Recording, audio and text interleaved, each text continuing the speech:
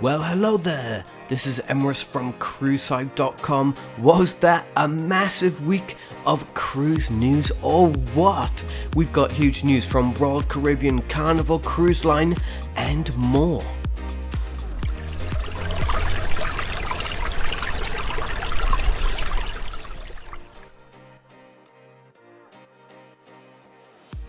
So, we've got plenty of major cruise news to catch up on as Carnival Cruise Line and Royal Caribbean drop pre-cruise testing on shorter sailings due to the CDC ending its voluntary program. We've also got coverage on the first Prima-class Norwegian cruise ship being delivered, a major fleet milestone for Holland America Line, redeployments for 4 Royal Caribbean cruise ships, and itinerary changes by Princess Cruises. Right, so we've got lots to catch up on. Let's get started. Alright then, we start with one of the biggest news stories from the week, with Royal Caribbean announcing a change to its testing requirements. Guests sailing with Royal Caribbean International, Celebrity Cruises and Silversea will not be required to present a negative test result starting from August 8th. The requirement will initially be removed for vaccinated guests sailing on cruises less than 6 nights in length. Guests that have not been vaccinated and all guests sailing on cruises 6 nights in length and longer will still need to provide proof of a negative test result. With the majority of cruises for Royal Caribbean International shorter than 6 nights, the new requirement will significantly impact the pre-cruise preparation for guests. The change in policy is a direct result of the CDC ending the COVID-19 program for cruise ships on July 18th, 2022. While removing the testing requirements will mean a massive boost for Royal Caribbean, many people are postponing their cruise plans due to the hassle of testing 2 days before a voyage. The cruise line is releasing all the details on the newly updated protocols to booked guests on the week of August 1st, 2022, so do keep an eye out for those details. Over the coming weeks and months, Royal Caribbean has also confirmed a further easing of its protocols, including allowing unvaccinated guests 12 and over to sail, but still committing to 80% of capacity being fully vaccinated. Well, more developments to come, no doubt, so do keep checking for the latest over on cruisehype.com, and also a little bit later on, we've got the latest on the Carnival testing changes. Staying with Royal Caribbean, the cruise line has recently notified guests of multiple ship swaps and redeployments for both the 2023 and 2024 itineraries. These changes affect a total of 4 ships with sailings in Alaska, Australia, Europe and the Caribbean. Well, Brilliance of the Seas was to have offered Mediterranean itineraries from May through November 2023, but those sailings will now be taken over by Enchantment of the Seas with similar itineraries and ports of call.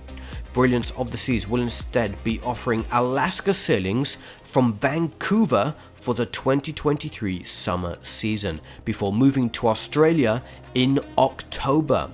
At that time, Enchantment of the Seas will return from Europe to take over the ship's previously scheduled Caribbean itineraries, departing from Tampa, Florida for fall 2023. Voyager of the Seas was to have been sailing from Fort Lauderdale and Port Canaveral in the fall of 2023, but those cruises have now been assigned to Adventure of the Seas. Meanwhile, Voyager of the Seas will be redeployed to Galveston, Texas in May 2023. Well, the reason for the changes is due to the International Maritime Organization recently sharing new speed regulations that the cruise line must keep to, and this will impact those ship deployments. Do let us know if you're impacted by any of the redeployments in the comments below. During a ceremony at the shipyard in Marghera, Italy, Fincantieri officially handed over Norwegian Prima, the first of 6 Prima-class ships, to Norwegian Cruise Line. The delivery was slightly delayed. Earlier this year, Norwegian Cruise Line announced the original inaugural voyage had to be cancelled and pushed back later in the summer due to supply chain challenges.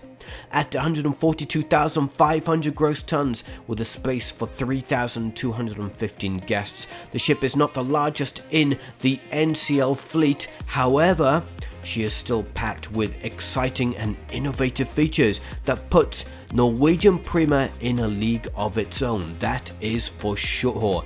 Debuting this August, Norwegian Prima will be the first major cruise ship christened in Iceland, commencing her 8-day inaugural voyage in the Icelandic capital of Reykjavik on August 27, 2022, sailing to Amsterdam in the Netherlands. After her inaugural voyage, Norwegian Prima will sail from Amsterdam on September 3rd, kicking off a series of 8-day voyages to Copenhagen. The vessel will sail from Southampton to New York City on September 23rd and will arrive in New York City on October 5th. The ship will sail from New York City, Miami and Port Canaveral during her stay in the United States. From December 2023, or 2023 I should say, Norwegian Prima will be based in, yes, you know it, it's Galveston, Texas, sailing on a series of 7-night Caribbean cruises to Harvest Cay in Belize, Cozumel in Mexico, and Roatan, Honduras. Very exciting indeed. Have you got a cruise booked for the Norwegian Prima? Let us know in the comments below. Holland America Line celebrated a special occasion on July 24th, namely the first anniversary of the return to cruising and hitting more than 240 cruises over the past year. The Seattle-based company returned 10 cruise ships to service, welcoming back on board thousands of guests that waited for more than a year to sail again. New Amsterdam was Holland America Line's first ship to make its return on July 24th, 2021, when she sailed from Seattle, Washington. The last vessel to resume operations was the Westerdam on June 12th, 2022.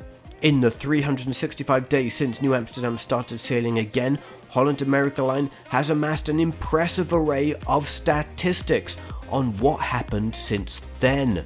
The cruise line gives a glimpse into the massive scale of the operations that occur daily on board the cruise ships. 242 cruises have sailed, during which the ships visited 169 different ports worldwide and 122 glacier visits in Alaska.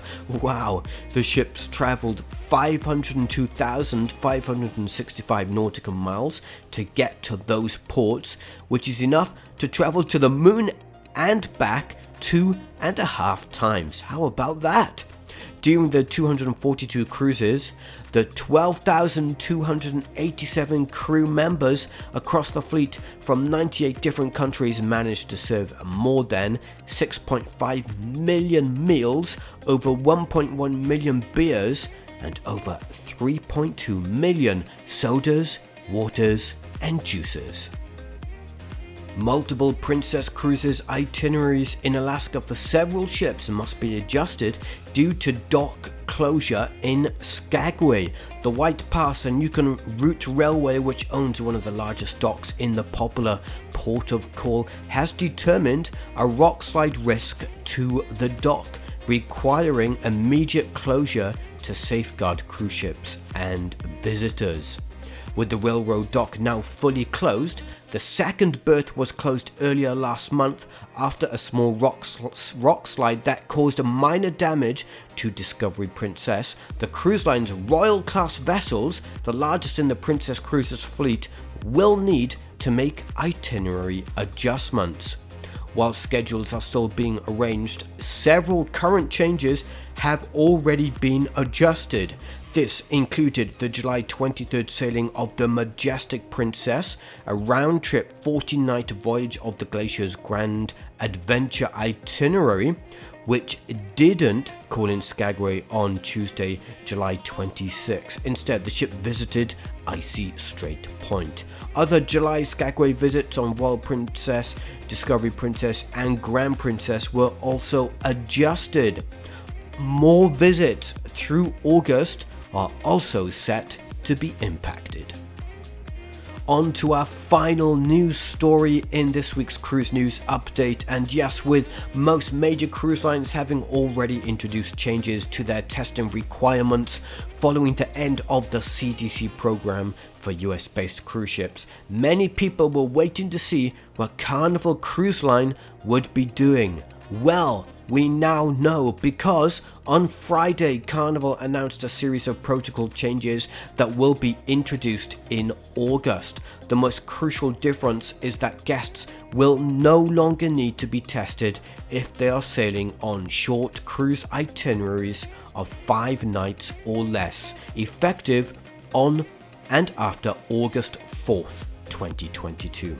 Also, from August 4th, guests sailing on cruises of 6 nights and longer will still need to undergo testing, but Carnival Cruise Line has extended the timeline in which this needs to be done to 3 days before the cruise departure. There will be no more in-terminal testing for guests who have not been fully vaccinated. Still, all unvaccinated guests aged 2 and older must provide proof of a negative result of a lab-administered or supervised self-administered antigen COVID test taken within 3 days before embarkation. This means guests no longer need to provide a negative PCR test. Instead, an antigen test will be sufficient. This change will make a huge impact on families traveling with unvaccinated children, in particular due to the expensive nature of PCR testing. The cruise line also speaks about introducing further phased-in changes in the future. This could mean that the cruise line would be thinking of dropping all testing requirements and possibly even the vaccine mandates. Who knows? Hopefully there will be more changes to come soon. What other changes do you think could still be on the way from Carnival Cruise Line? Do let us know in the comments below. So those were just a handful of the news stories from the past week. We've got even more over on cruisehype.com, including impressive cruise passenger numbers from Mexico, a business update from Royal Caribbean, new itineraries announced by Princess Cruises, retail details for the new Carnival Celebration cruise ship, study shows cruise industry is set to rebound, and also Game of Thrones cruise details. How about that? And we've got so much more. Of course, it was just another busy week in the cruise industry. Well, thanks so much for taking the time to watch the video. If you did find it informative at all, do feel free to hit the like button and subscribe to the Cruise Hype YouTube channel. I'm Memorous from cruisehype.com. Thanks again everyone, and I'll see you all soon.